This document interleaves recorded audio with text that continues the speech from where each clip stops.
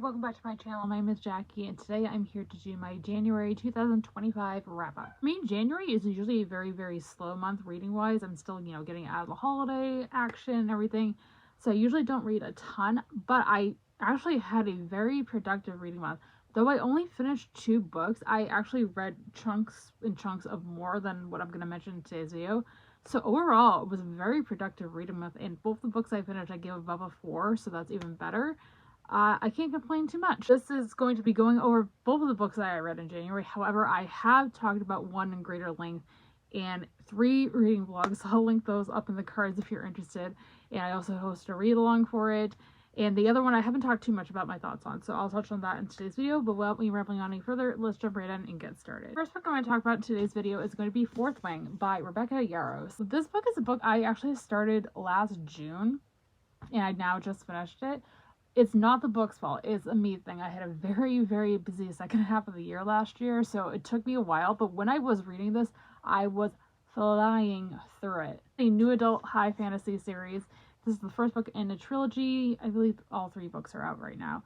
And it follows our main character, Violet, who comes from a long line of family dragon riders, and in this world, most people go to this magical boarding school where they are taught different skills, and one of them is to become a dragon rider, which is very dangerous, and especially in this world with wars and going on and everything, they're basically very important. So we're following Violet as she attends this boarding school and going through her process. This is very beloved here on book 2, and I can see why. Like I said, I started this in June and I finished it the second half of January. I think it was right after the other book I'm going to talk about in this video, and I really liked it. Do not get me wrong. I have heard this compared quite a bit to A Court of Thorns and Roses. I would agree with that in some elements. However, I find it more similar to Throne of Glass, just because there is also the magical boarding school and there is a competition style that reminds me so heavily of Throne of Glass. But there's also a hate to love romance, which is what I can see ties into A Court of Thorns and Roses and why people think it's very similar to that. So I went in with knowing that expectation, and it was definitely met. I really enjoyed the plot. It was very compelling. It was very fast for a 500+ page book. I flew through it again when I was reading it. I really did enjoy it. The only reason I didn't give this a 5 is because I found it very kind of slow at the end. I wouldn't say very slow, but I think the last 100, maybe 80 to 100 pages could have been at the beginning of the second book. That's just personal opinion, but I did really enjoy it, and I ended up getting it a 4 out of 5 stars. The second and final book I'm going to mention in today's video is one that you guys probably have heard me talk about at length quite a bit in the past couple months, and that is House of Leaves by Marcy Danielewski. If you guys are brand new to the channel, hi, welcome. I'm so happy you're here. But I hosted a 3-month-long read-along from October to December for House of Leaves, and then I kind of extended it into January as well before the live show. And we went through a journey of reading this book, and man, what a journey it was. If you guys aren't familiar with House of Leaves, it's kind of confusing to explain, so I'm going to try my best, but it is adult horror. I would say it's more on the psychological horror side.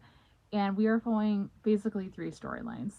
There is this storyline, I would say it's kind of like the main storyline, by a guy named Zampano, who uncovers these documents by a guy named Davidson, who moved into this house with his family in Virginia that is having some weird stuff going on with it. It's bigger on the inside than it is the outside. There's passages that just randomly appear and they lead to nowhere.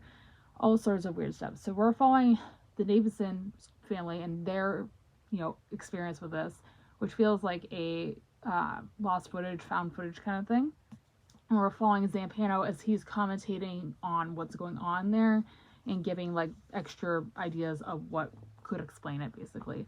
And then the third storyline is following a guy named Johnny, who is also commenting on not only the Davidson's family experience, but also Zampano's notes and footnotes that are in the book.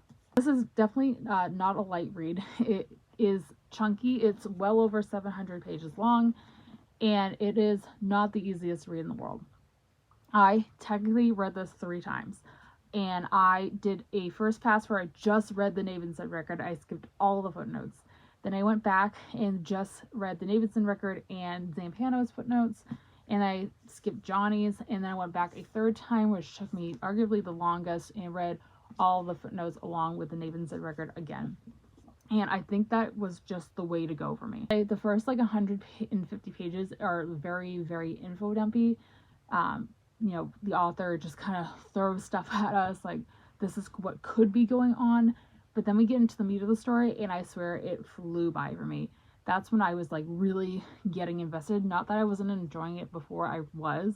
It's just was so info dumpy and dense and hard to get through. But I promise once you hit that 150 page mark, it flies by. 3 times reading this, I said in the vlogs, I was like just so excited to see what happened next and how it finished. And once I finished it, my jaw was literally on the floor. Like, I was shocked by the ending. This is honestly one of my top 10 favorite books of all time now. It really was that interesting and that fun for me to read, at least. I really enjoyed it, and I gave it a 5 out of 5 stars. That is going to be it for today's video, guys. I hope you guys enjoyed. If you did, be sure to give a big thumbs up. Subscribe if you have not already for future bookish content. And let me know in the comments down below what you guys read in the month of January, as I would love to know. And as always, all my social media links are linked down below if you guys would like to follow me on any of those. With all that being said, I hope you guys have a fantastic rest of your day, and I'll see you guys soon for another video. Thanks for watching, everybody. Bye!